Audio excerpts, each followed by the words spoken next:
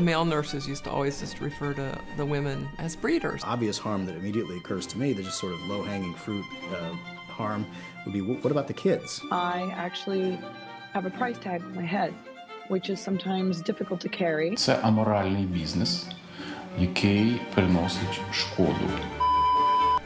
Hey guys, hey. You read the title. You know why we're here. This is not going to be a long video. I have a headache today or something along those lines. I have this pain that is like right here. I'm not sure if it's a migraine or whatever it is very annoying. So thankfully today I have a short one. I'm also making sourdough, so it's just I never knew the amount of the work that sourdough takes and involvement. But yet here we are. It better be good. Regardless, let's get into the video. You know what we're here. Today's video is a simple one in which I share with you my disappointment on what the conversation is around surrogacy and this abomination of a practice and industry. A few days ago, I opened my Instagram and I saw a post which got my attention. A post by Evie magazine titled, quote, "I'm a child born of surrogacy, or born from surrogacy, and I've seen how much it screwed up my life." Now, my first thought was, I'm so glad this conversation is being had. If you have seen my previous video on surrogacy or my thoughts that I have shared on my Instagram, you already know where I come from. You understand that I very much think this industry should disappear. And I have tried to be charitable to people who very much want a family but can't for whatever reason. But the thing is, this is not about them. As I read the comments on the post by Evie magazine, I was very disappointed to see the amount of people dismissing this woman's story. She is a child born of surrogacy. We dismiss her story because we generally dismiss children's thoughts and feelings as inconsequential. Children will not be children forever. So the discomforts that they had during childhood that they could not vocalize will emerge in adulthood. And some, like this woman, will actually speak up. She talks about her feelings of fear of abandonment, which plagued her growing up. And many simply said that children cannot remember such things and that she is acting like such a victim. And to grow up, would you dare tell something like that to a woman who wants a child but who can't because of health issues? Would you dare dismiss her feelings and tell her to stop acting like such a victim and that there's worse things in life? Because there are, okay? Many would not say those things, right? Many wouldn't say those things because it's so callous to do that. Yet, we have no issue telling this woman to stop victimizing herself, that she should just shut up and be grateful that she is here. I was part of a transaction. I actually have a price tag on my head, which is sometimes difficult to carry and is also why I had a hard time speaking up. Because as a surrogate-born child, we have a price tag. We are worth a lot of money. And so because of that, we are not allowed to talk. We have to be grateful. We have to be grateful towards our intended parents. What she says cuts straight through our selfish desires as adults.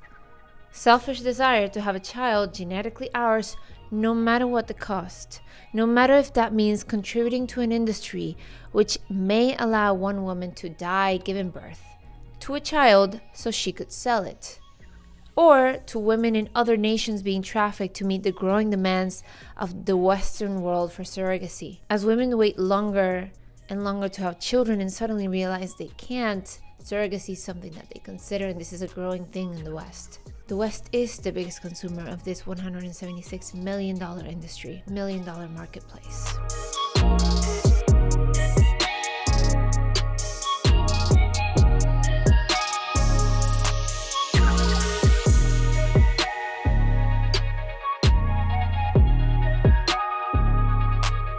commenters of the post said that being able to design a family was a human right. Really? It's a human right to have access to surrogacy and IVF. I wonder if we take that to the extreme, what it would mean. I wonder if there comes a point, given the laws of supply and demand, that most women in Western wealthy nations will be able to afford to rent another woman and to buy a child. And I wonder what that would mean if there's not enough women who voluntarily are willing to rent their body for such purposes. And forgive me for saying this in terms that might make you uncomfortable, but buying and selling children and renting the bodies of women is, in fact, what this industry is. This is, in fact, what's happening. One comment which I found pretty funny, but not in a haha way, said, LOL, please, this whole tradwife purity spiral is so bizarre to me. Surrogacy is pro-life. It's in the interest of making life. It's like asking someone who was said to be aborted, but the mother changed her mind. Would you rather your mother had an abortion? Question mark, question mark, question mark. Is surrogacy weird? Yes. Does it need a few regulations? Probably. Should it be outlawed? No. First of all, how can you possibly compare surrogacy to not having an abortion? Surrogacy, which is commissioning a baby and renting someone's body with the purpose of separating that baby then from the birth mother. These are not remotely comparable. You know what's also not remotely comparable to surrogacy? Adoption. Many people do this dishonest thing of comparing the two, saying if you're not for surrogacy, then you're not for adoption either. The problem is, in surrogacy, you are prescribing the abandonment from the get-go. The comment is very incoherent, yes, but it says things which many others seem to echo.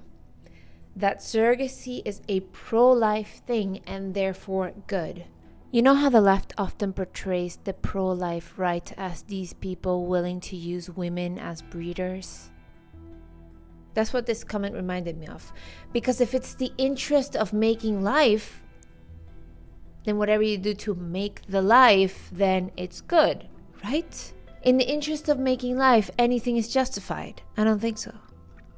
If one woman who is already a mother and a wife dies in the interest of renting her body out to a couple because of pregnancy complications, which, by the way, pregnancy complications are higher in surrogacy pregnancies, that one woman is one too many. And how could you have that on your conscience?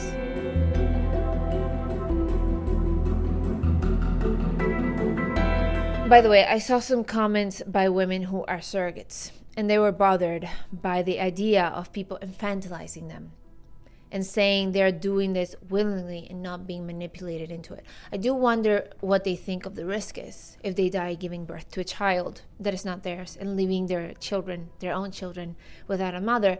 Is that an acceptable risk to them? Or is it perhaps that they have not been informed that this is a risk, more of a risk in the surrogacy pregnancy than it is in a normal pregnancy? I don't see them as victims, at least not all of them. My husband actually compared surrogacy to a form of prostitution. Don't you worry, I don't see surrogates as mere victims, especially the women in the US that are living generally comfortable lives. They are complicit in an unnatural and monstrous man-made technological creation. Not all of them, as I say, but many of the ones comfortably living in the Western nations, which knowingly or unknowingly feed an industry that will encourage trafficking of women in more disadvantaged nations as the industry grows and becomes more normalized. Getting back to the woman before, children don't stay children forever. And if they speak up, we should listen without dismissing their experience. And yes, this woman in the story was born out of a traditional surrogacy, meaning her mother, her biological mother, was also her birth mother. But that doesn't and shouldn't matter. The woman growing the baby is not simply a vessel. She's not simply a holding space. She is growing a baby with her own body, with her own cells. The baby is taking from her to grow.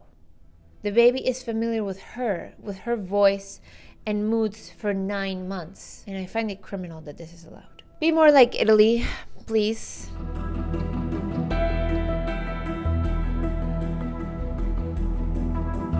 People just think that because babies are being born, then the results justify the means. People just think, yay, babies. Everyone thinks, even that lady that said that, everyone thinks this is weird. Even those who defend it can admit it's weird. We know deep down that this is unnatural and unethical and messed up.